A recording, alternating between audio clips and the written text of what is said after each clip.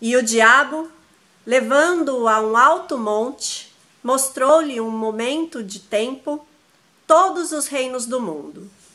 E disse-lhe o diabo: dar-te-ei todo este poder e sua glória, porque a mim me foi entregue e dou-o a quem quero.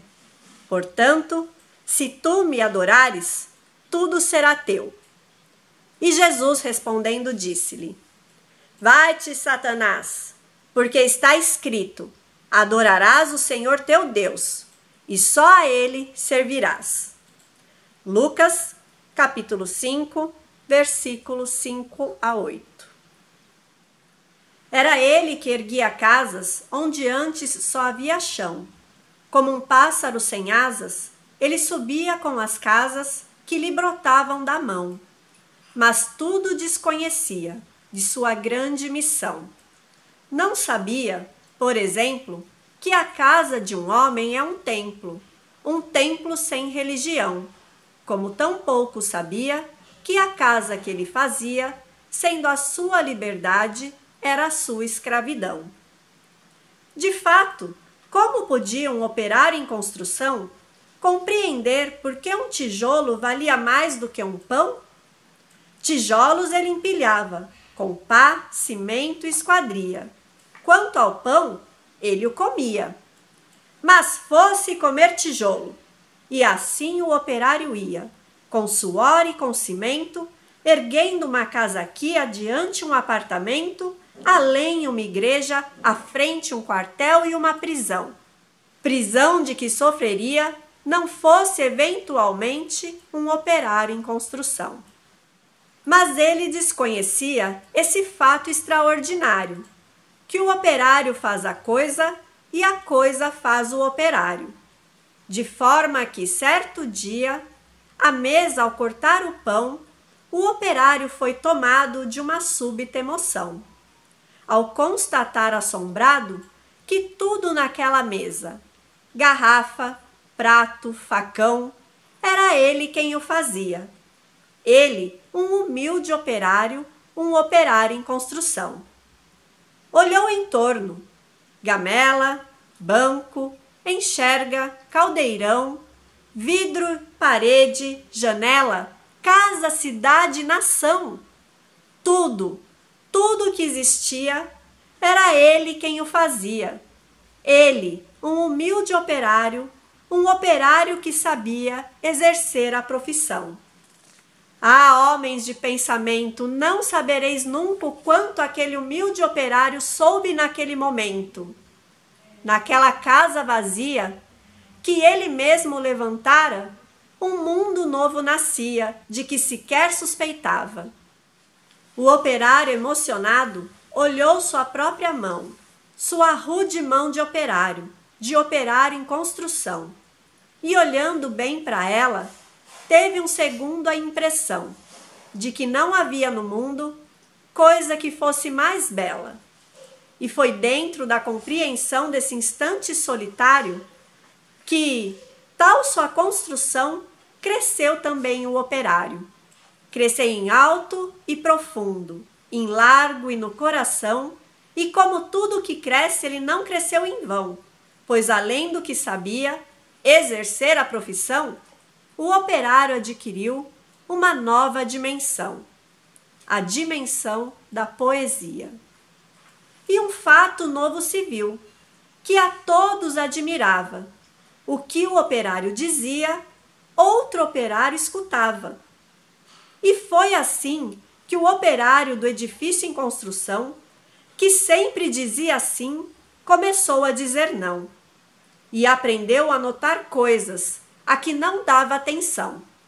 Notou que sua marmita era o prato do patrão, que sua cerveja preta era o uísque do patrão, que seu macacão de Zuarte era o terno do patrão, que o casebre onde morava era a mansão do patrão, que seus 2 pés andarilhos eram as rodas do patrão, que a dureza do seu dia era a noite do patrão, que sua imensa fadiga era amiga do patrão.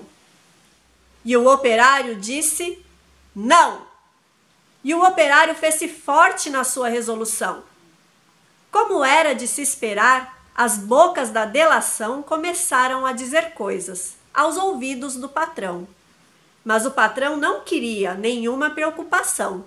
Convençam-no do contrário, disse ele sobre o operário, e ao dizer isso sorria. Dia seguinte, o operário, ao sair da construção, viu-se súbito cercado dos homens da delação e sofreu, por destinado, sua primeira agressão.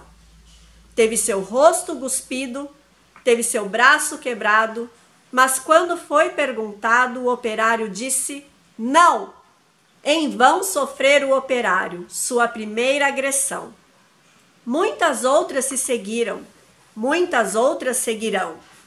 Porém, por imprescindível ao edifício em construção, seu trabalho prosseguia, e todo o seu sofrimento misturava-se ao cimento da construção que crescia. Sentindo que a violência não dobraria o operário, um dia tentou o patrão dobrá-lo de modo vário, de sorte que o foi levando ao alto da construção, e num momento de tempo mostrou-lhe toda a região, e apontando-a ao operário, fez-lhe esta declaração: dar-te-ei todo esse poder e a sua satisfação, porque a mim me foi entregue, e dou-o a quem bem quiser. Dou-te tempo de lazer, dou-te tempo de mulher.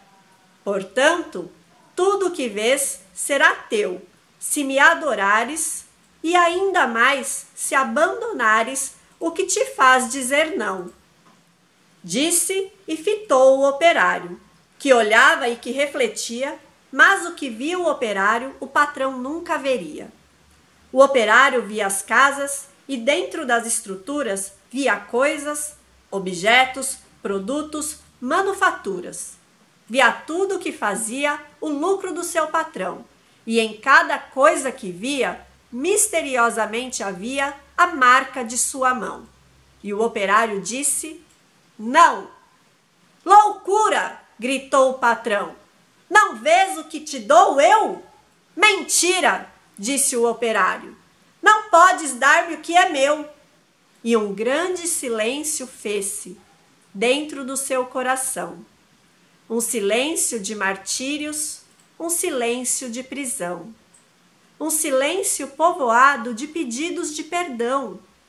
Um silêncio apavorado com o medo em solidão. Um silêncio de torturas e gritos de maldição. Um silêncio de fraturas a se arrastarem no chão. E o operário ouviu a voz de todos os seus irmãos que morreram, por outros que virão. Uma esperança sincera cresceu no seu coração, e dentro da tarde mansa, agigantou-se a razão de um homem pobre e esquecido. Razão, porém, que fizera, em operário construído, o operário em construção. Essa poesia se chama O Operário em Construção e ela é de Vinícius de Moraes. Vinícius de Moraes foi um dos grandes representantes da segunda fase, segunda geração do modernismo no Brasil, a chamada geração 30. E características dessa geração, desses modernistas que escreviam nessa época, o foco no mundo contemporâneo, reflexões sobre o sentido de existir, textos focados no contexto sociopolítico da época e a temática cotidiana. Nós escolhemos fazer a leitura dessa poesia devido à Semana da Arte Moderna estar comemorando 100 anos. E nós acreditamos que a arte, independente de qual seja ela, pintura, escultura, leitura, escrita, teatro, cinema, independente de que tipo de arte seja, ela existe para que possamos refletir mais, para que possamos aprender, trocar culturas, e nós sempre gostamos de comemorar. Então, a todos vocês, viva a arte, Viva a Semana de Arte Moderna!